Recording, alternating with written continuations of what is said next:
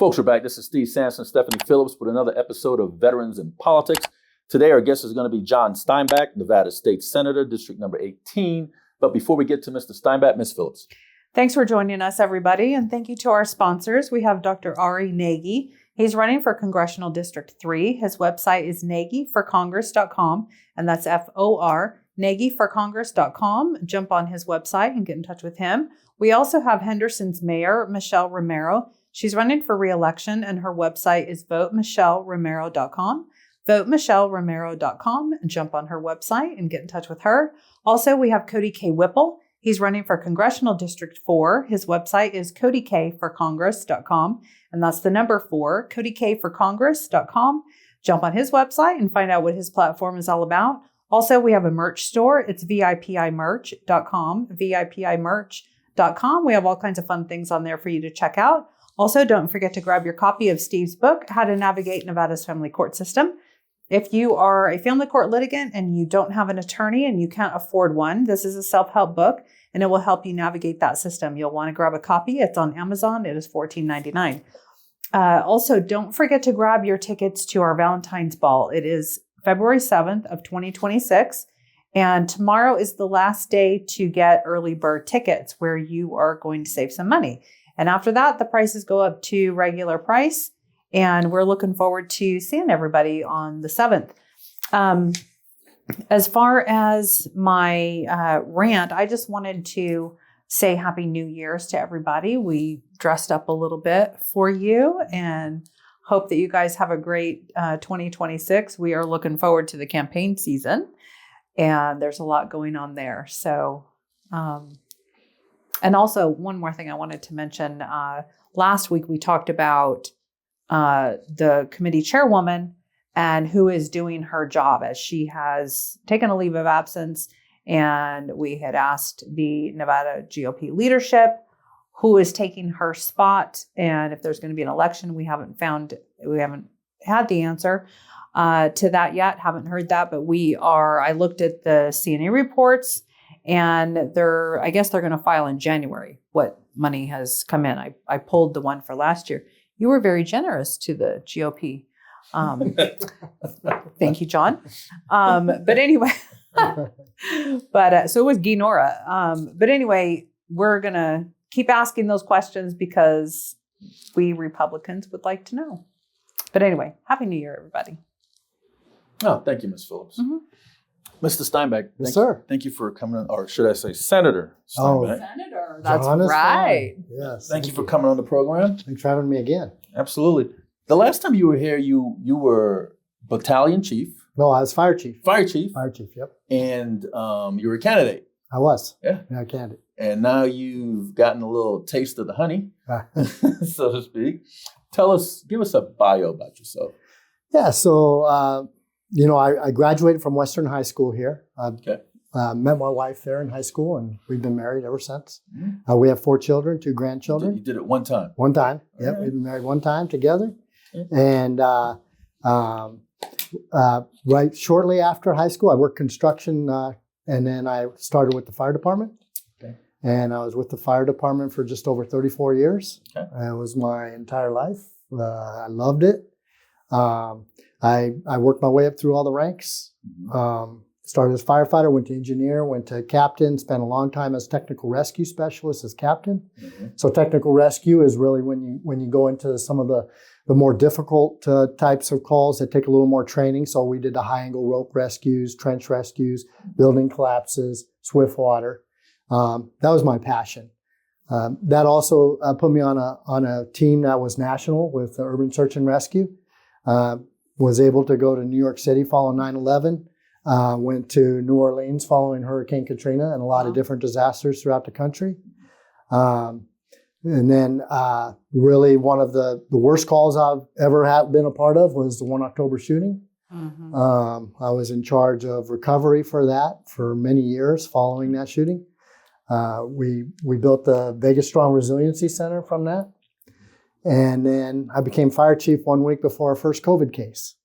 And so then COVID really became the focus of my administration and our work at that point in time, trying to keep Nevada going, trying to keep Las Vegas open trying to keep our people safe. And then shortly there in at the beginning of, let's see, I guess at the end of 2024, Governor asked me to run for state senate, and I did it. And I was successful, and now you're glad you did? I am glad I did. Yes, I am. Yeah, and so then after winning, I retired 1 week before having to go up and start the session. So then I went up and I was part of the 83rd session. Well, tell us a little bit about the session. So the session was good. Were you part of that when they locked out the lieutenant governor? That was Senator Don Darrell Loop that did that. Tell us about that, but we want to hear what about happened. So you're going right to the end of session, right? Did you go and smack somebody? Yeah, No, what are you sir. doing? I was surprised at what was happening. Really. Now You thought you were in England with Parliament. Huh? So session for me went very well. It did. I got to state that leadership, Democrat leadership, Republican leadership, all treated me very well, very fairly, helped me. And so I was grateful to that. Mm-hmm. It was the last 15 to 20 minutes that got a little bizarre. And I think everybody there that saw it was like reality TV, right? We saw things that were dying then. We saw, bills that were dying that should have passed, especially the governor's crime bill that died at that point in time. Mm-hmm. And we were surprised that the doors were locked and that Lieutenant Governor couldn't get in, and we had to make it so that he could come back and Is serve that his legal post. though? Oh, that's No, it's not. Who stepped up and actually said something to her and stopped the proceeding? Why would lawmakers do something against the law? Yeah, so it's parliamentary rules, right?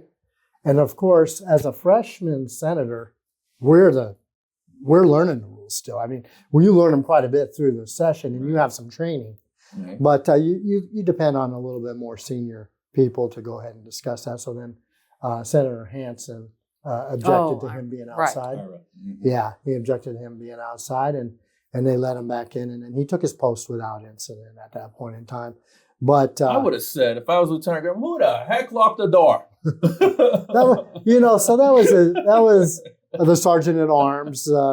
He locked the door at that point in time, and Nobody smacked the sergeant at arms? no, he's doing his job. It was running out of time.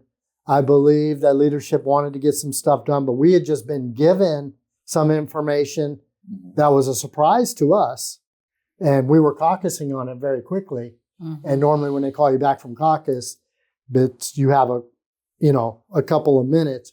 We went right back in from caucus. When Lieutenant Governor walked back, the door was locked. And so, but the time clock was running, right? And so I'll let everybody else speculate as to what the motives were. We know what the motives are. We know you're trying to be nice, and that's okay. We heard the deal from Stavros. Yeah, he told us what happened. Stavros was upset over it, obviously. He was shining his 357. Stop. Stop. No, sir. But I'll let everybody else kind of speculate. You took your fire hose out. Stop. You're starting rumors now. Poor John. And it got back going. What's more indicative of the problem there, and I think is a bigger issue, is there's a lot of things that we could clear off of the docket early on in the legislature. Most things pass 85, 90% unanimous. We could get those cleared and not take time up at the end where some things are taking a little bit longer. But unfortunately, everybody's kind of holding on to things there to utilize as leverage for the next thing. And that's a little bit more of the issue than the actual last 15 minutes. And so that's unfortunate, but it is the way that the building runs. And but if it ran just a little bit different than that, then that time clock wouldn't be so intense at the end. So next session, I want to come there and sit with you. You okay with that? Yeah, absolutely, absolutely. I can't believe you said you had 8 bills that you got passed. Yes. And being, in the minority up there. That's amazing. So Yeah. tell us about what bills that you got over the finish line. Yeah, thank you. So I was grateful to be able to pass these bills through, and leadership support on them, of course. And so one, I mentioned the shooting. The shooting was very impactful in the recovery from that. That shaped a lot of what I worked on, and I worked on a lot of laws that we got passed actually before I was elected, right, in my role there as a fire department. And so this one this bill, SB 125, allowed for sharing of victims of crime or Vegas Strong Resiliency Center, which is a state resiliency center, for them to be able to get information so that they can reach out to victims of crime. It seems like something very simple, but the law didn't allow for it. And so now the law allows for law enforcement, still with respect back to the victims, right? Like, hey, you've been victimized. We want to respect your privacy. Right. But we'd like to share your information over here. We got 2 laws passed on that. One of which that I sponsored. The other one allowed for a statewide database so we could get assistance to people. Because after the shooting, it was a nightmare. We had over 850 victims. We had all those families from every state in the country. And we couldn't get from the hospitals and everywhere else exactly who everybody was. And then you had family members looking for them. Yeah. We wanted to solve that problem. Yeah, right? good. And so that was a really important bill. Another one was to allow for a 911 surcharge that the county has elected in different counties in the state, Washoe as well. They'll charge a surcharge on your cellular phones.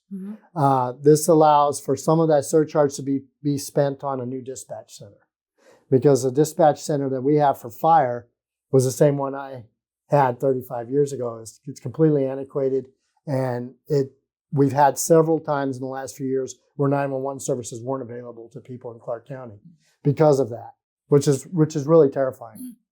So hold on a second. And you can go, please. So anyone who calls 911, now effective when? When did that go into effect? So there's no surcharge when you call 911. Oh, okay. No, I thought that's no, what you ma'am. said. No. Oh, okay. There's a surcharge that's added by your carrier to your phone. It's in place. Gotcha. Okay. But being able to utilize that money is in statute exactly what that money can be utilized for. Okay. A new dispatch center was not part of the statute. Okay. Yeah. So no, we're not charging people to call 911. I was going to say a certain elected individual over in Henderson would, be charged a whole bunch for dialing 911. Especially when the water heater broke. You got to call the police for that. Anyway, okay, go ahead, John. Sorry. No problem You at know all. who we're talking about? He does. One of the most important bills that I was able to get through, and I was really glad, was we increased penalties on DUIs. DUIs are the worst of the worst calls that you go on. I've been on, and so our experiences shape us, right? I mean, your experiences, your experiences. My experiences have been so terrible with DUI calls. I was the first one on Jessica Williams' scene. When she ran over those 6 kids. Yep. We were the first ones there on the scene. First one treating those 6 kids. 5 were dead right in front of us. One was, we couldn't save her. She was just a terrible shape. I was on a call on 4th of July where we had 3 generations killed. Grandma, mom, and daughter, and they were just in their driveway celebrating. And a drunk came up and drove and hit all 3 of them right there. And I can go on and on and on about these calls. So DUI calls. Yes, sir. Tell us how the DUI increased from tell us where it was and how it escalated. Yeah, so it doesn't sound like a whole lot of change, but it is significant, right? So on the second penalty, we were able to increase the mandatory time in jail to 20 days. Okay. What was it before? It was 10. Okay. We were able to lower down to 0.15. I want to make sure I have that right. Down to where you had to automatically go into a treatment program, even on a first arrest, right? And then what we were able to do was close a loophole, because we have these loopholes that have people would actually be in court mandated treatment, get a second DUI, and because they were in that treatment, it wouldn't count as an additional DUI during that time. Mm-hmm. And we were able to close that loophole. And so a lot of people say, hey, will this stop DUIs? No, this isn't going to stop DUIs. Yeah. But will it stop one DUI? Yes, it's going to stop one DUI. Oh, yeah. Right? And so if it stops 1, 2, 3, same with the governor's bill. The governor just had a great bill that came through. Additional DUI provisions in that bill. We're just biting away at this, right? And everyone that you stop is someone that you save. And you not only save the victims, but you also save the person that's making that bad decision, Mm-hmm. right? If you could save them from that bad decision, that's their family, that's everything else that's impacted. If just call Uber, right? Yeah. I mean, just call Uber, call a friend, but you're still responsible for your own actions. Yeah. And I made that point very strongly on the floor that, hey, yes, we're all for treatment. We're all for looking at some of the root causes why people have substance abuse problems. But in the end of time, people have substance abuse problems and they still choose not to drive, Mm-hmm. right? Mm-hmm. And so we're not making excuses either. Right. You're responsible for your own actions Right. and you're going to be accountable. And as far as I'm concerned, we got to keep on bumping up the penalties and increasing all the other resources until we significantly drop this. You would think that, I mean, people get chance after chance after chance, and they really don't spend that much time in jail. Right. It seems like they're all, let off, or they pay the fine or do community service or whatever. But it seems like the first offense should be jail time. Yeah. But, at some point there. Believe me, we would love to have My the first goodness. offense be a minimum of 30 days in jail. Mhm. That's not something we Yeah. could get past through. Yeah. Well, Okay? every So, improvement yeah. is good. That's excellent. Mhm. I'm glad I don't drink alcohol. I mean, I drink water. Good. and I always said this, I had 934 employees on the fire department, and I let them all know in person, if you're drinking, well, first of all, Call John. I'm going to hold you accountable. Second of all, if you need a ride, as a chief, I will come get you. Right? Good. I will come pick you up. I We're will. going to have a talking afterwards, though, but I'll come get you. Yeah, I will come pick you up. I will drive you by Roberto's. I will buy you a burrito on the way home. Sober you up. I will get you into your house, right? And whatever it takes, let's just keep them off the road. Now, one of the things we weren't able to address was the per se limit on marijuana use, which has skyrocketed. And we have a lot more people riding around now that are, they're high, right? Or they're microdosing or whatever it is. And they're causing additional accidents. And you have to prove impairment. And we really need to improve that law, but that wasn't something we could get through this time. So speaking of marijuana, how do you feel about what the president just did not too long ago when he made it from a Schedule 1 drug to a Schedule 3 drug? Yeah. How do you feel about I'm okay with that. Yeah, I think that's was a proper thing to do. It's going to actually allow us to address some of these problems better. And I'll give you an example. So I'd like to know the per se limit like we have on alcohol, right? We have on alcohol, you can't drink over 0.08. Mm-hmm. Mm-hmm. They eliminated that back in 2020 in Nevada State under Governor Sisolak, right? Which was a mistake, but they did it. They eliminated the per se limit on marijuana. I would like to work with the universities now in this state to find out exactly what that level is exactly that we want to have for Nevada, that this amount of marijuana is unacceptable for you to be behind the wheel of a car, and get that limit back into statute. By one of the holdups from doing that research is the fact that it is that classification, right? That is a class 1. This changes that and allows us to be able to do that. So there are some benefits that can actually help us to enforce more from this change in classification. How do they test for marijuana consumption if it's over the limit, and what does that even look like? Yeah, so Yeah, on the side of the road. yeah, so it's blood tests, right? I mean, you have to do blood tests. And then you need a search warrant. Yeah. It's not like a sobriety Right. test with the finger. And that's where they have to prove it. And if you have flat feet, you can't do the walk and none of that, right? Yeah, you have to prove impairment now is the problem. Yeah. Yeah. Okay. Yeah, that one's going to be an uphill What climb, other probably. bills did you successfully pass? Sure. So we could blame you. Yes, sir. You can blame me for every one of them. Don't pass what you can't. Well, we handle, want right? to talk about a special session too. So we had improved cancer screening for physicals for firefighters, right? Oh. I mean, it's always going to be in my wheelhouse. Mhm. It's in statute what the physicals will be. for that. But firefighters are 3 times more likely to get cancer than the rest of the public, and way more likely certain types of cancers. Right. And it's from exposures, right? It's simply from exposures. And so we were able to get it in the statute that we would have some baseline screening for that, so we can catch it on the earlier side and not on the later side.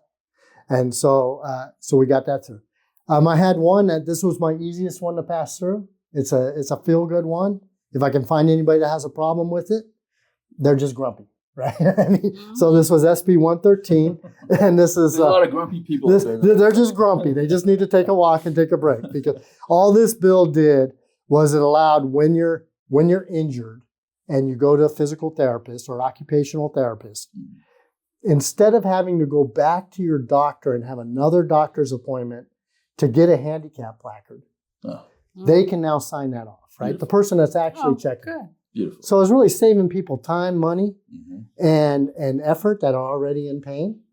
And even the doctors were like, yeah, that's great, right? We love that. And they normally don't like to give up much scope, right? It's kind of, but on this one, they were like, hey, that's a great idea.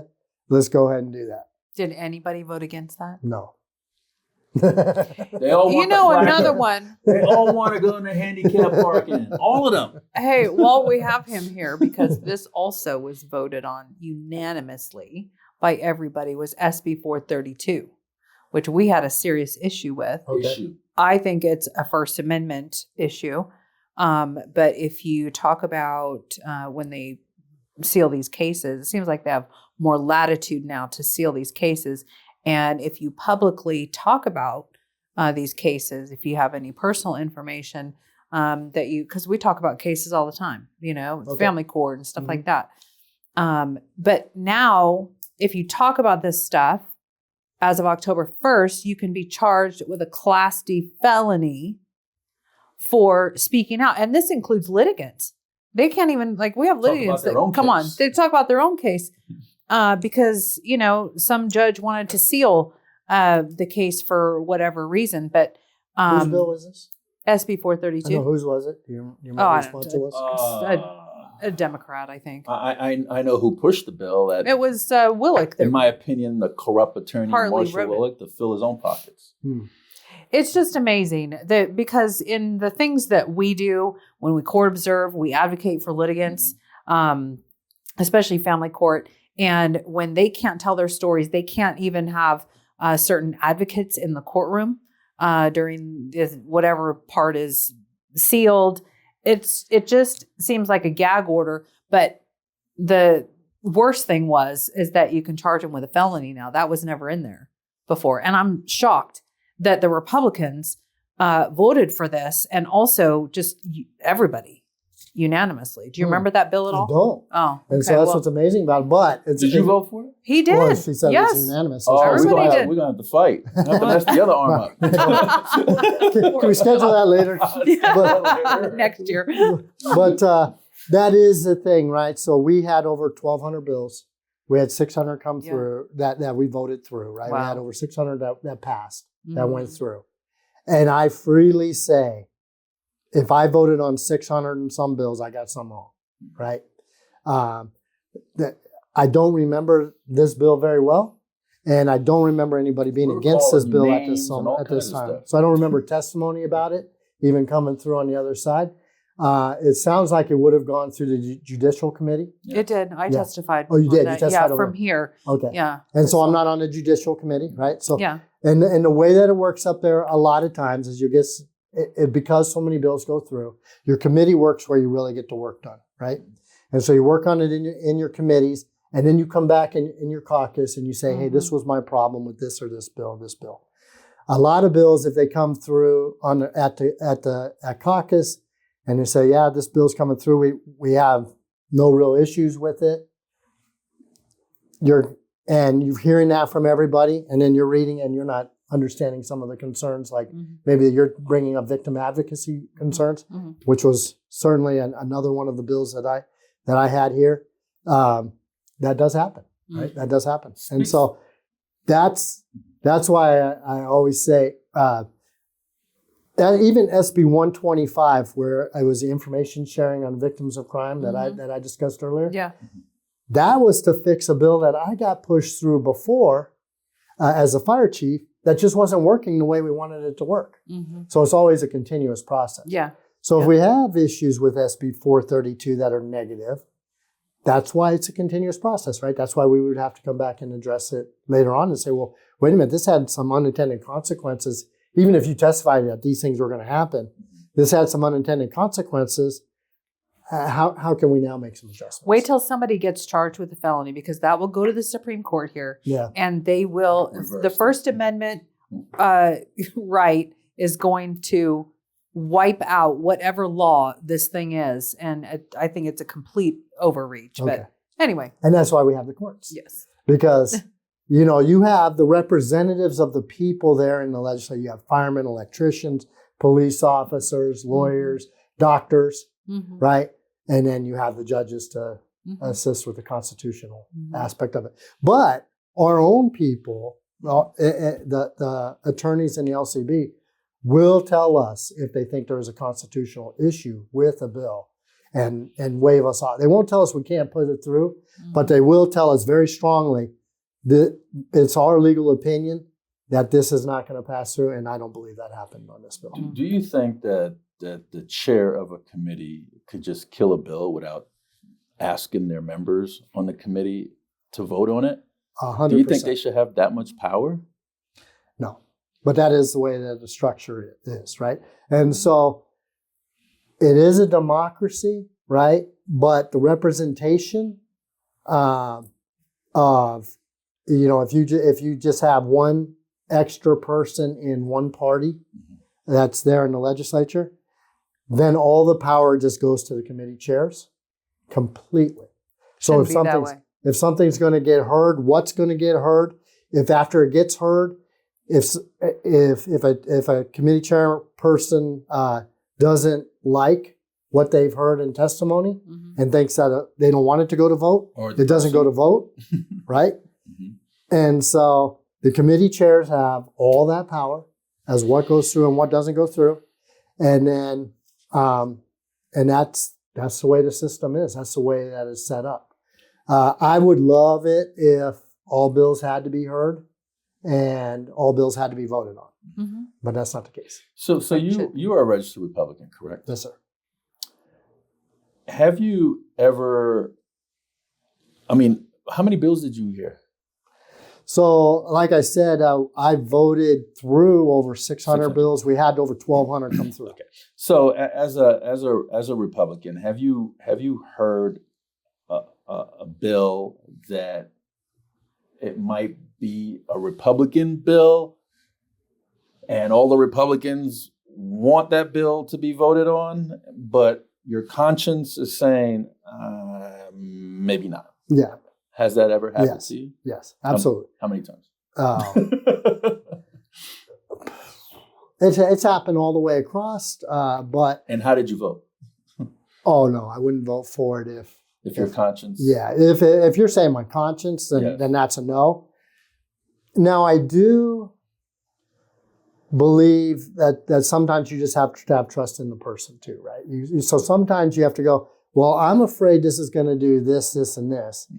And somebody will say to you that you trust a lot, and your party leadership and everybody will say, well, these are the good parts of this bill, and they outweigh it. And then you just weigh how much of a problem you have with it, right? You're like, okay, standing on its own, I probably wouldn't vote this through, but you're convincing me that the good outweighs the bad. But if you have something that's like, to you, it's just against your moral compass, or you just think is flat out wrong for Nevada completely, you got to stand your ground. Have you had to do that? Is that kind of like having boys and girls locker rooms? Like that issue? Right? I'm not going to vote for that. Yeah. I'm not going to vote for that, right? That was a good example. Yeah. So Stavros had to fight on that. Yeah, I'm not going to vote for that. But how about campus carry? Would you vote for that? Campus carry? Michelle Fury, she had a bill called campus carry based on There was a CCW holder, Mhm. and she didn't bring her weapon on campus because of the law, and she ended up getting raped. And she said if she would have had her weapon, that would have happened. Right. So how would you vote for a campus carry bill, or would you not? As a CCW holder, As a CCW, most holder. likely. Most likely, but that would take a lot of testimony too, I'd have to hear, right? Okay. I mean, that is the kind of thing that you want to hear people come in and give you the concerns of having any firearms on campus, right? They're going to have these concerns. And then you're going to say on the opposite side, yeah, but it's our law-abiding concealed carry people that won't have the gun. And you're going to say it's a person that doesn't care about your laws that is going to have the gun, right? Which is what we constantly say on guns. Just like the UNLV Yeah. shooter. The professors. Had you had that law in Right. place where responsible gun owners Yeah. that have a CCW, that person could have been taken out immediately before anything happened. And a lot of times across this country, CCW holders that are armed, they take out the bad guy and neutralize the threat. And that happens it happens in churches, all over the place, stores. This can happen on our campus. I am Right. completely for that. Yeah, and so when you're talking about any type of bills that come across on guns, right, on Mhm. regulating guns, Mm-hmm. making them, I always the test that I always have on it right away is, okay, is this going to make a difference? Is it going to make people safer, right? And then is it going to only affect the law-abiding person? And the criminal that carries a gun despite the laws is going to have no effect? If that's the case, then it's a no for me, Mm-hmm. right? And that's a lot of the gun control laws that we see that come across as, okay, I understand your argument. I understand gun violence is terrible, but your solution is just going to arm the criminal. There's way too many gun bills that have come. There was at least, 5, 10 that came across anti-gun bills. There was quite a few that Mhm. did come across, but I think that it's nowhere near what you would see if we didn't have Governor Lombardo. Mm-hmm. Thank God. Yeah, because if we didn't have Governor Lombardo, He just vetoed all of them. Yeah, Right, yeah. exactly. So if we didn't have Governor Lombardo, you'd see a whole bunch more. So speaking of that, what lessons from the Route 91 tragedy should be codified into Nevada law? Well, And you were there, right? You were on the ground, right? so I was in the Emergency Operations Center. Mhm. So as soon as the shooting came in, I went to the Emergency Operations Center where I spent several days there. So there I'm directing, but I'm not on the scene. Right. So from that point, the laws from that right there, so I know the bump stock law got shot down, right? I really didn't have a problem with the bump stock law, but it got shot down, right? But, because I think that is a fully automatic weapon at that point in time when you have the bump stock, but apparently the Supreme Court didn't agree.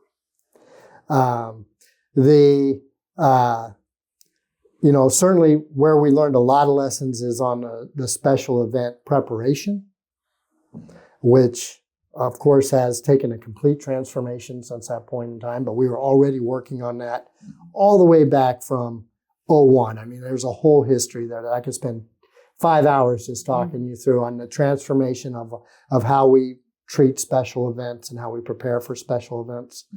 I do think that one of the really important things that came out of that was the ability for and the will for rooms to get checked, right? Mm-hmm. In Vegas, people don't want to be disturbed. They might be in their rooms for 2, 3, 4, 5 days, but we have to have somebody go in there and check that room and look for that issue. Now the perpetrator of that crime, he did buy, I believe, 30-some guns that year. He bought 30-some guns that year. Again, I'm not. If you try to limit him on that side of it, I do think you're still just going to catch law-abiding citizens, and the bad guys are still going to get stuff through. So really, the only one that's on the gun side that I would have supported was the bump stock law. Mm-hmm. Let's talk about the special session before we run out of time. She wants I to just- get that special session. And I have more laws I passed too, but keep going. Okay, well, I want to get into Yes, ma'am. the special session. So let's talk about the Hollywood bill. And we were talking before the show. Why was there such a diverse? There were some Democrats that supported it, some Republicans supported it, and then vice versa, where there was not support. Why was that such a crazy bill? I mean, why these people supported, didn't support? I think it just was perspective. And to me, it's kind of encouraging because, and this does happen there, where it's not as partisan, right? It's not as party driven. And that it's just people that feel a certain way about an issue. And that's all this was, right? This was just an economic issue for us. And some people thought that it was good economic decision. And some people thought that it wasn't a good economic decision. I thought it was a good economic decision. The governor wanted it. The governor wanted it to go through. Mm-hmm. For us, for me, it was all about jobs and economic diversification. But was it really going to produce that many jobs? Yes, it was. It was going to produce over 19,000 construction jobs. It was going to produce almost the same number of permanent jobs and you're not talking high-paid actors or producers, but permanent jobs with an average salary of over $100,000 a year.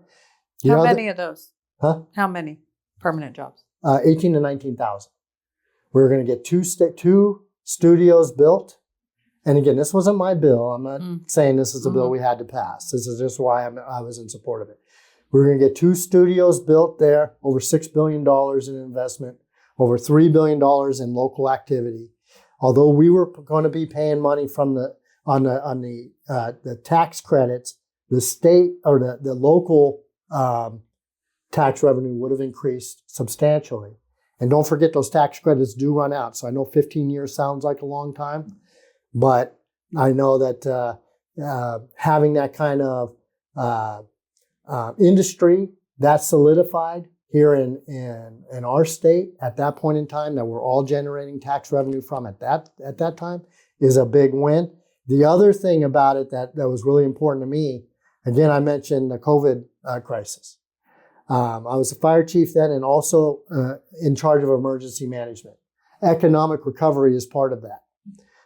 Going down our resort corridor and seeing it completely closed and shut down, and knowing that I had to increase services somehow with my main economic engine shut down was terrifying. Now you're talking about an industry that goes up when our main industry goes down, right? And so it was a very good symbiotic industry. However, I do understand the opposition as well, and I don't begrudge anybody that said, hey, that's too much money in tax credits. How much was it all in? Over the 15 years, again, we're just past session, so you do block a lot of things out afterwards as far as numbers and stuff. If I remember right, over those 15 years, it had been 1.6 billion. And possible like the full amount. If memory serves, it was 106 up to 160 million a year, but I could be wrong on that. It might have been a different. So the taxpayers were upset because, taxpayers are on the hook. That's where this money was coming from. Well, so they're transferable tax credits. So the studio will take that taxes away from the. Who are they going to transfer them to? They could transfer them to anybody. They can transfer anybody who wants to buy them. So why? They can transfer them over to anybody who wants to buy them. That's a transferable part of the tax credit, which is the part and that then all they of us make the money. That all of us don't like the most. No, they don't pay the tax on it. Yeah, they don't. So that's tax that they don't buy the money. So Corporation A buys the tax credits. They do that now, right? From different industries that we have out there right now. They buy those tax credits. And to compete for industries like the film industry, that's where you have to be. But we were going to get a larger investment than any other state, and it convinced me. And I thought it was good. I thought it was good for the workers here in Nevada. I thought it was good to stabilize our economy. And I thought it was really good to, the people that were calling me that said that they wanted this bill passed, it wasn't the Hollywood millionaires. Mm-hmm. It was your hairdressers. It was your musicians. It was your carpenters. It was people that, hey, I want to work in this industry. This is maybe small business owners, people that had lighting shops. They're calling saying, hey, bring this here to Nevada. So I thought it was a good industry and a good bet on Nevada with some risk. Well, it was the same with the Allegiant. Same with Allegiant. Nobody wanted that. Well, I couldn't say nobody because Right. it's there, right? There's a lot of people that was against it. Yeah. And now a lot of the same people that was against it, I see them at the Allegiant. It's the most profitable. And they love it. It's the most profitable stadium in the nation.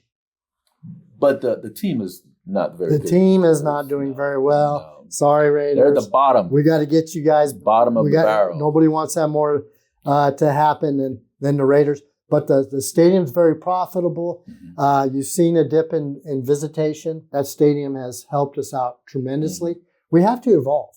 We can't, just be and this town is good at evolving, but we have to encourage it to evolve, right? We have to diversify. Online gaming, everything's going to change in the next 15 years. We need more core industries, and that's gonna hurt a little bit to bring them in, but it's going to be worth the investment. It's going to be worth the bang for the buck. What was the main reason that Lombardo called the special session? Crime was bill. it? Oh, it was for the crime bill. So tell us about the crime bill, because did that pass, or Oh, was yeah. it was edited? Well, of they course. took some stuff out. Yeah, of course. Okay.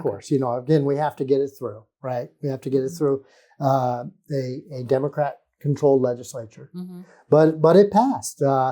What'd you have to give up in order to get that passed? I'll leave those answers for Governor Lombardo because I was not negotiating. Get him on the any phone. of that. So, Come on, Joe. Come on the show, Joe, and tell us. but I will. I certainly will answer some of that, right? So, yeah, it again had increases for DUI. It had lowering the threshold limit on retail theft, which was really important. So, we had a higher limit that you could just go in, steal, walk out. And, I remember that. Yeah, and so So what's it down to now? uh, It was $12.50, right? They raised it from $2.50 to $12.50, right? Yeah. Is that what you're talking about? Yes. And then was $7.50. it? Oh, $7.50. all right. So they gave Yeah. us $500. Yeah, and so from $12.50, right? Mhm. It also has it now that stalking charges can be included on online stalking, Yeah. right? Which again, it has to be litigated properly, but is important, right? People can be stalked and harassed horribly Yeah. online. Yeah. You know what people should do when people being stalked? They should, when you try to stalk somebody, they could input a virus into your computer. That would work, right? That would stop the stalking business, right? Yeah, Online stalking. If they get a virus. One of the most important things that it did that I really liked is I've been a child advocate for a long time. I work for Nevada Child Seekers. That's my passion. For child pornography charges, now for each image can be a separate charge. Oh, wow. Good. That's a big win. That's And huge. that's Governor Lombardo that brought that for us to be able to say, no, you're not going to jail for this long. You're going to jail as long as we can put you into jail. So what is possession of one photo? You're convicted. What is that sentence? I look don't like? remember exactly what that sentence is, Okay. but now you're charged with each one. Okay, and so that was a big win. And then again, on the safety corridor now, our resort workers are protected against crimes there's higher penalties. It's the same as assaulting a police officer if you're assaulting one of our resort workers. Oh, wow. So that's very important for us to get through because we need that resort. Again, an assault or anything that occurs in the resort corridor hurts all Nevadans because not only is it a crime against the people there, but then visitors won't come back, and then everybody's industry is hurt by that. And so we have to make sure that's a very safe and strong corridor there. Mhm. So there were some extra protections that went into place there. It was a very good bill that he got through. John, we would love to chat with you some more, but we got another guest. Oh, who is it? We I'll could wait have and like see. a 2 or 3 hour show with Yeah, because John. I had a lot of stuff to talk to you Yes. about, but I'm just gonna, since you're so close to me, I'm just gonna come by your house and He'll come on again. I will He'll come on. well, we should do a show at his house. Yeah. And then have Joe over. Have Joe over.